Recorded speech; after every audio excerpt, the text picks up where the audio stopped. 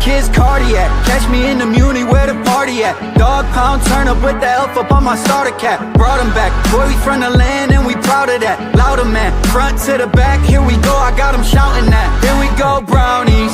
Here we go. Here we go, brownies. Here we go, brownies. Stand up. Here we go, brownies. Let's go. Game on the line, Joe Thomas, I promise. Jim Brown running through opponents, how I got this. I return like Josh Cribbs. Hand for the mini, got the dog pound jumping. Here we go, brownies. Here we go. Here we go, brownies. Here we go, brownies. Stand up. Here we go, brownies. Let's go. Cleveland! This is for you! This is for you!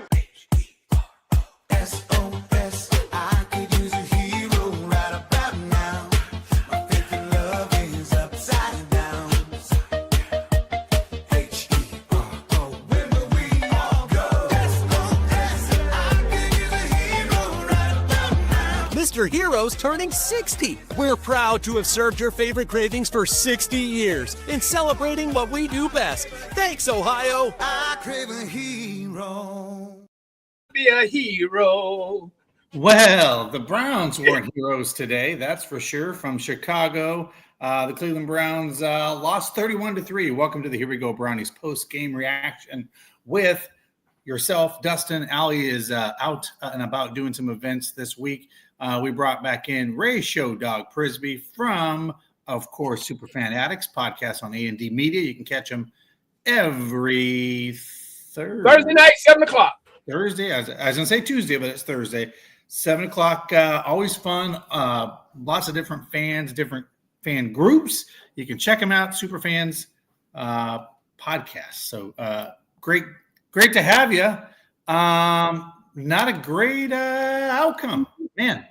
Dustin. What did we really expect with the laundry list of players that were out?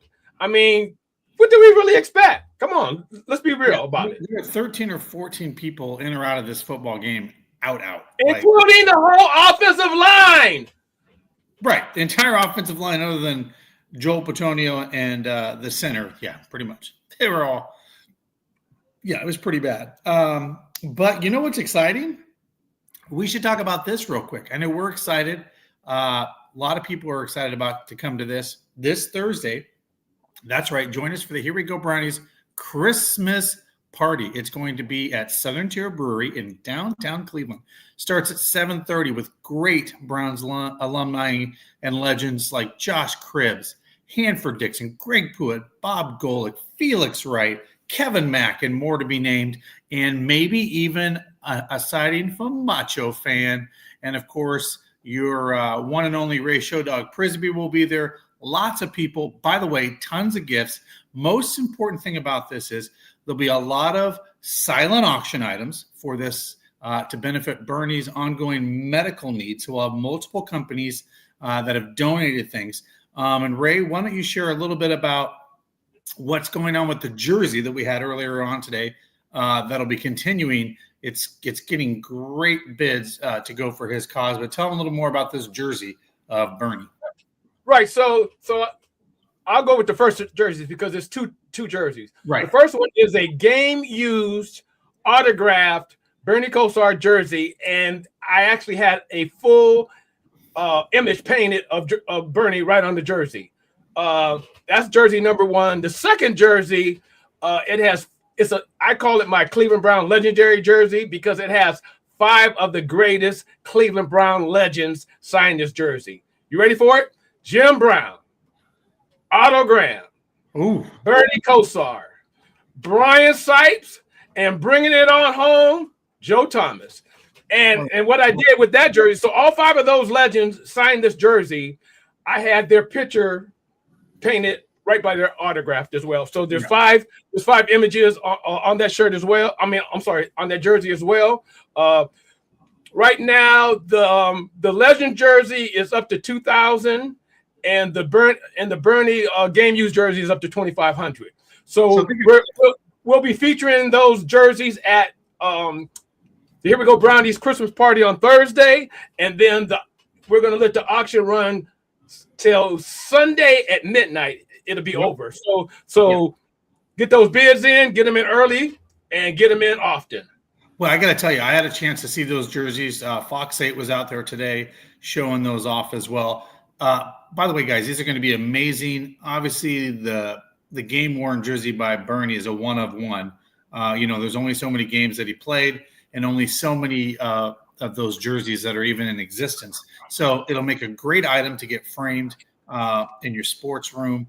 But it'd be really cool to have someone actually be able to obviously someone to win that auction item. And there it is. That's right. There it is. He's showing it off. There it is. That is the actual jersey, game-worn jersey by Bernie that then was painted by a local artist here who does amazing work. And then he signed it. So awesome stuff there.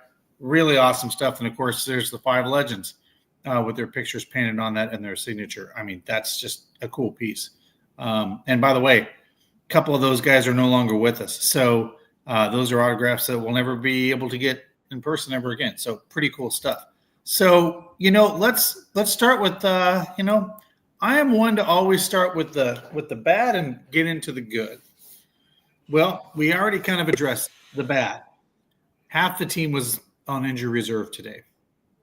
Shedeur Sanders sacked 5 times, 3 interceptions. Wasn't his best day, but man, he was in duress all day long. Ray, what do you think? Man, well, here's the thing. I just have to get this off my chest. That kickoff, the first kickoff return, where was Shedeur? Then you have the punt, where was Shedeur? Then you have the defense, they're just getting run over. Where was Shedeur? So now that I got all that out of the way for the haters, and we were talking about just Dustin prior to the show. When you have a laundry list like that out on the offense, basically you got Njoku and Sampson. So two key weapons. Yep. The whole offensive line, with the exception of Batonio. And just remember, Wepner, he's filling in well, but he is not. He wasn't the original starter. So he's not your everyday starter, right? Yeah. Right. So my point in all of this is, and here's the thing: the people who hate Shedeur will find. Funny story: the pass that hit Jerry Jeudy right in the chest. They're already saying, "Oh man, that was the worst pass that Shedeur could have threw." Really? So he actually threw it only where Jerry Jeudy could catch it, which is what you want from a wide receiver. Correct. And because you don't follow through on the catch and it bobbles, it goes into another guy's arm. That's where you're supposed to secure the ball going into the end zone. That's the problem. End of story, in my opinion. So even the legendary Hanford Dixon today goes, that's on Jeudy. Literally, that was it. That's on Jeudy, right? So for these guys that want to say, no. Now, the 3 picks that he forced today, yeah, he'll tell you that's on him all day, forcing the ball. But when you're down by, 2 or 3 touchdowns in a football game and you're having to pass and come back from that, you're going to take chances downfield. So let's get into the good of this. Isaiah Bond, 4 targets, 2 receptions for 89 yards. So he got 2 receptions on 89 yards. So basically 45 yards a pop. Let's talk about this. We see it. We've seen it multiple weeks now, other than really the Baltimore game. Shedeur gets out of trouble and gets the ball downfield and does it with his legs or does it with his arm and stays in the pocket until he's hit, basically. So, I know we got 3 more games. We got Buffalo, we got the Steelers, and clearly we have the Bengals. I think the Bengals won't be playing for anything. The Steelers will definitely be playing for something, and absolutely the Bills will be playing for something. As we go into next year, and I know this is a little premature for some of these conversations, obviously we're seeing some flashes of good things from Shedeur Sanders. Ray, over the next 3 games, and I think there was some talk about this in Cleveland on 92.3 The Fan and some other speaking heads.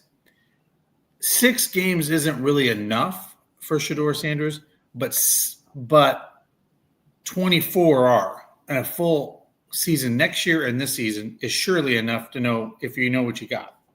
So in your mind, what do you need to see from Shador in the next 3 games to give them the nod for him to basically be quasi starter next year for the Browns? Well, okay, so the one thing that I did like about Shador today was, and you just mentioned it, he didn't do that spinning around and dropping back an extra 15 yards. He just stood back there, and when it wasn't there, he either took the hit or he threw it away. And we've been saying that since preseason. That's one of the biggest habits that whoever coaching him, they definitely need to work on that. But other than that, I would just say just continue to improve. But here's the thing, though: how can we really judge any of our quarterbacks with the offensive line that we have? I mean, that's the dilemma. So this is my take. I'm saying whatever, unless it's just some cataclysmic display, and all the quarterbacks just really, really suck. I'm going into next year with the 3 quarterbacks that we have. I'm going to build everything around that, give those 3 quarterbacks all in next year. And then if somebody steps up, good. If they don't, then going into 27, we'll be looking for a quarterback. But I definitely would not, under no circumstances, be looking for a quarterback. Because here's the thing. You bring in a quarterback, you're going to bring the quarterback and not fix none of the problems that we have? Well, you have the same problem. You know, dude, it's like Groundhog's Day. I call it exactly. Yeah, exactly. You wake up expecting a different result and you see the same shadow again. Right. But yeah, I mean, you're right. Look at, Quinshon Judkins, 12 receptions on 21 yards. Think about that. 12 possessions, 21 yards. That's 1.2 yards a carry. The offensive line gave him literally nothing today. And as you saw today, most of the time he was trying to just make something happen to not lose yardage and maybe get 1 or 2 yards today, because the offensive line just could not hold together today. Jerry Jeudy, 4 targets, 2 receptions for 22 yards. And we know it would have been a hell of a lot more if he would have caught onto that football into the end zone. So, you look at some of these other numbers. Fannin, of course, had 14 targets, 7 receptions for 48 yards. He continues to be the bright spot for the Cleveland Browns. Fannon's going to be a bright future for these Cleveland Browns. And Isaiah Bond really starting to come into his own. And you know what's interesting about Isaiah? And Sanders brought this up. A lot of these players, and by the way, full disclosure, we saw this with Baker Mayfield. The guys that are really got great chemistry with Shador are the guys that haven't seen a lot of the of play time. Isaiah Bond, right? Isaiah Bond was one of those guys we took a chance on, brought him in late, and now he's getting more and more looks. But guess who's probably been throwing to him this whole year? Shador Sanders. So when you have that kind of chemistry with a player, and going back to Baker Mayfield, as you know, nobody even knew who Hollywood Higgins was, right, Ray? Nobody knew. Nobody knew who Hollywood Higgins was, but he ended up being this escape route for Baker Mayfield time and time again, right? He wasn't like this great wide receiver, but he just ended up being that scapegoat when Baker needed that extra, get it in the end zone kind of guy.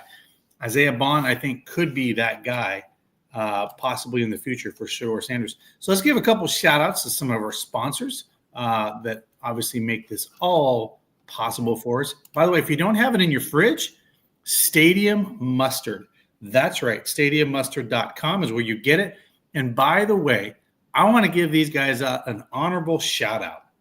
You need to buy as much Stadium Mustard. I say stock up, buy it for all the next year, because hear me out. I saw posted on their page today, between now and December 25th, hear me out on this, 10% of all sales of Stadium Mustard is going to Bernie Kosar's medical fund. That's right. You heard it right. 10% of all sales of Stadium Mustard between now and December 25th are going to Bernie Kosar's GoFundMe page. So, wow. What a way for a local business to do that, step up and do that and help out the cause. By the way, City Barbecue. I know Ray loves this. He can't get enough of this City Barbecue. 6 Northeast Ohio locations. Check them out. Go get you. If you don't want to cook for Christmas, go get some City Barbecue. If you want to cater that event at work, go do it. By the way, go do it. It's a great place to get some great barbecue.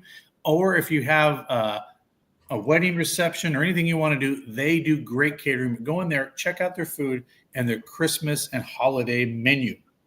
By the way, let's give a quick shout out to our friends over at Lady Caroline. By the way, they're going to have the New Year's Eve cruise coming up that you definitely want to check out.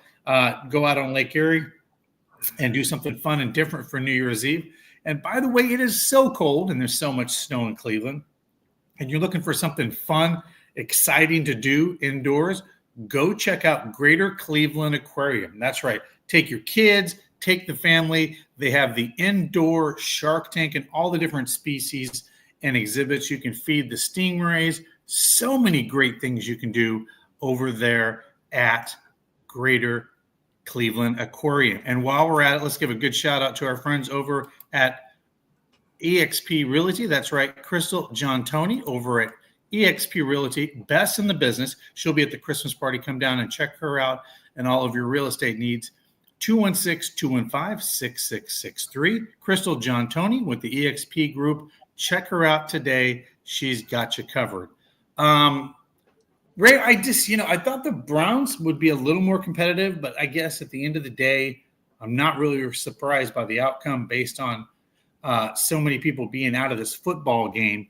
But even at halftime, after coming back and getting that field goal, I felt like the Browns still had a chance in this game. But it's just unfortunate. It's just unfortunate what happened in this football game today.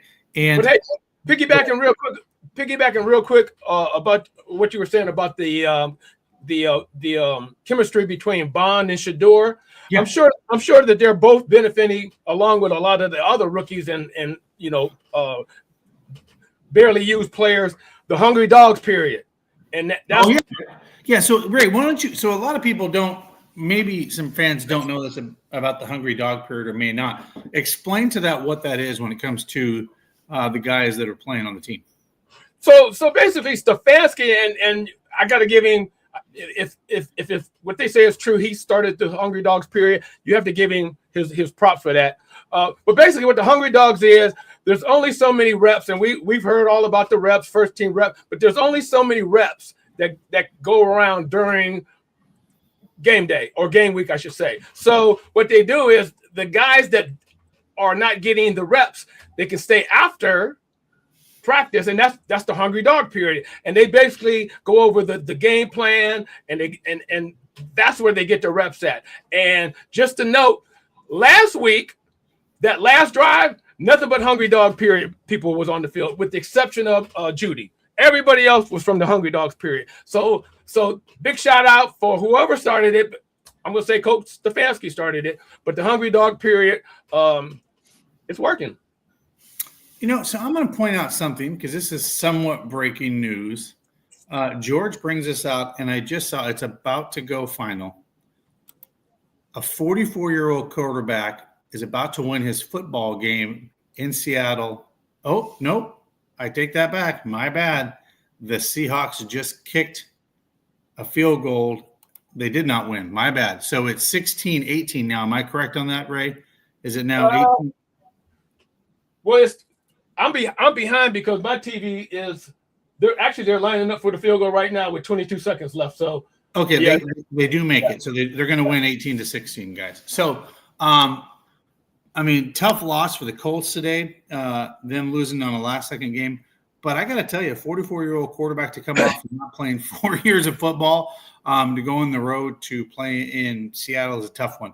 But also pretty amazing to pull that off.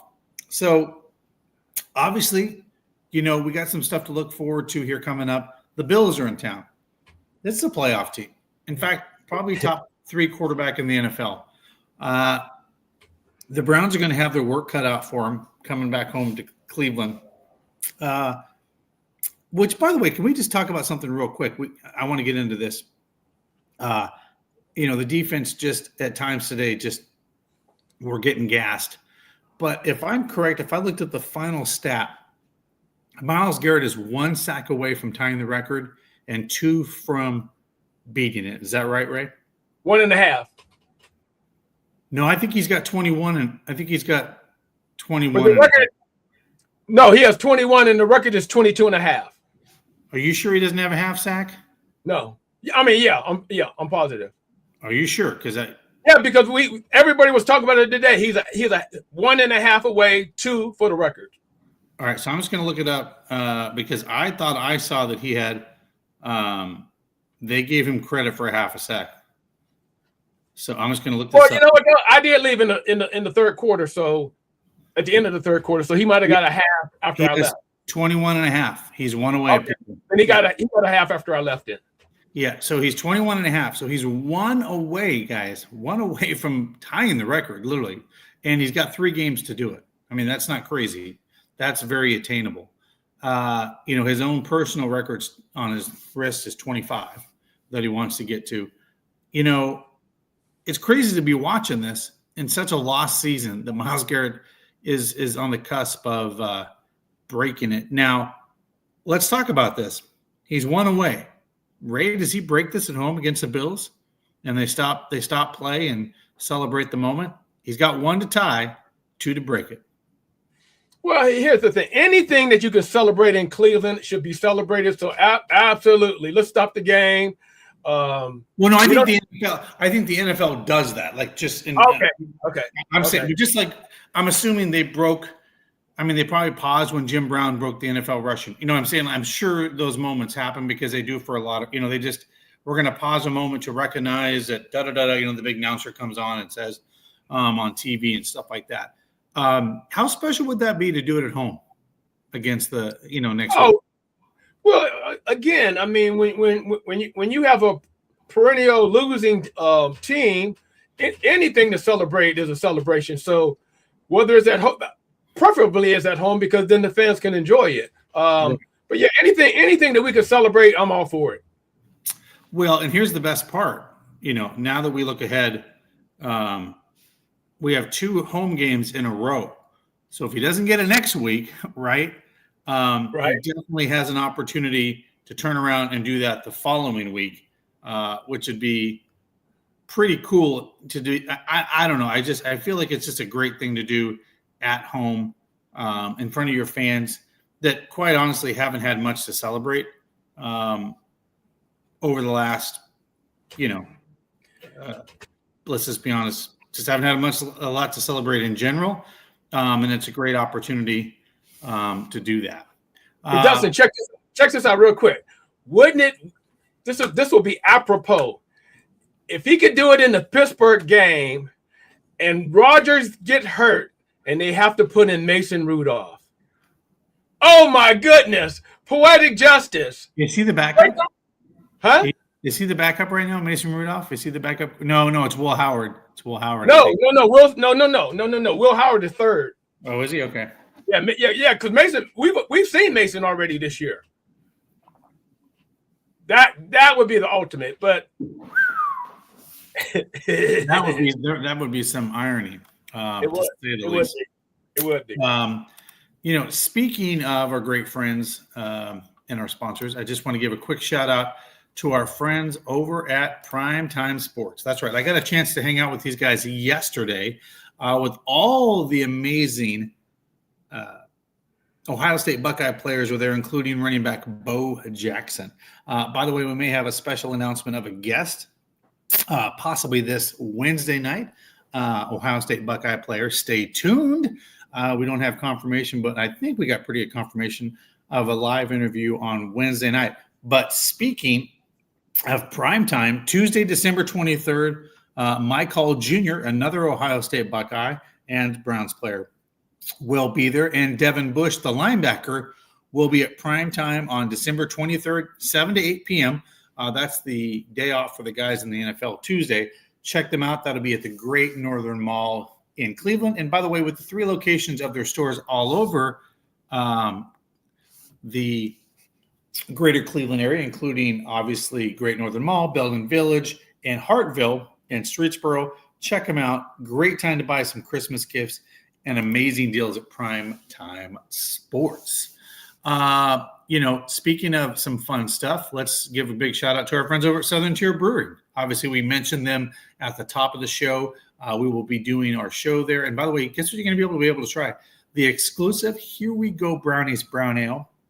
We'll be having some samples of that amazing beer that'll be served there.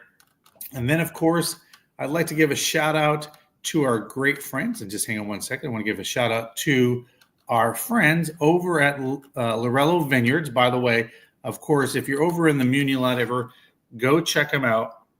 You can check out Larry's Bus. It's down there and all the wonderful things. But let me just get going here so I can give you guys a quick shout out to those guys and show you all the wonderful stuff. So hang on one second as we pull up that video. Hang on one second. Here we go, brownies. Here we go. Woof, woof. Hello, welcome to Lorello Vineyards, Larry and Kim Lorello. We have a beautiful Here We Go Brownies wine that we would like to offer to you this season as we did last season. We have several other award-winning wines, lovely entertainment and events coming this summer. So come and see us, wine a bit, you'll feel better. Yeah, I'm looking forward to seeing you at the Muni lot this fall. Go Browns. Here we go, Brownies Nations. We are here with Larry Lorello at Huntington Field to talk about Here We Go Brownies wine and all the other amazing wines at Lorello Vineyards. Yeah, I just want to tell all of you guys, it's harvest season right now. We just started with some of the whites, and reds will be coming in next.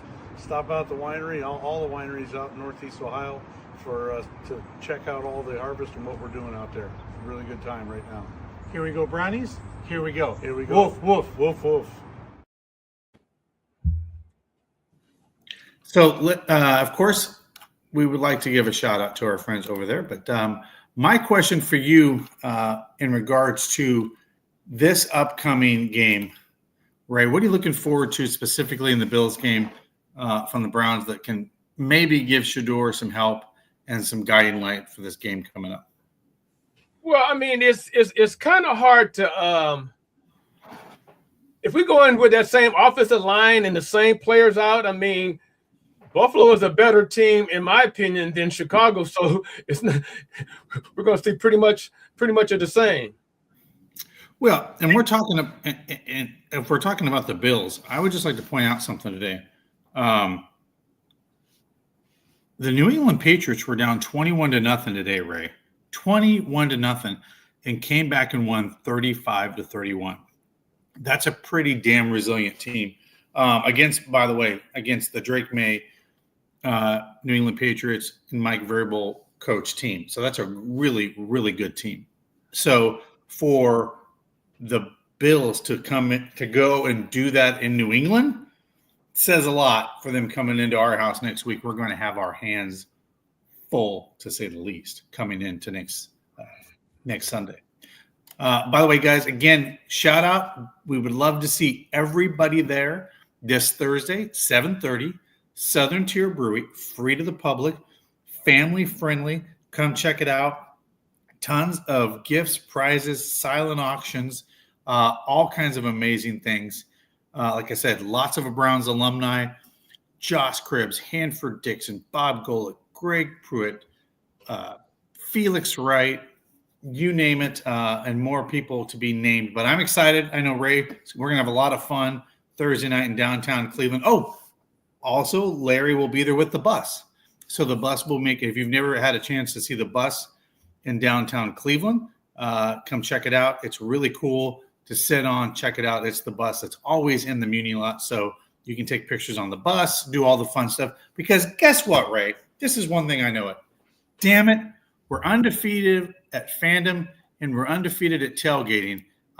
If I didn't have friends and family like you, I might be, I don't know what I might be. I might be hospitalized for my mental illness. So the fact that I have friends, would you agree, Ray? The thing, the web and the glue that keeps Browns fans together is their family. And they Absolutely. And I would say, I don't care what fan group you are. I get it. You love your team. But I can't think of another fan base that sets and does things, parties, travels, and still is there in thick and thin if they're 11-3 or 3-11. This team, their fans are undefeated. We're undefeated at fandom. There it is. Ray, any closing thoughts? We're right up against it. 7:30.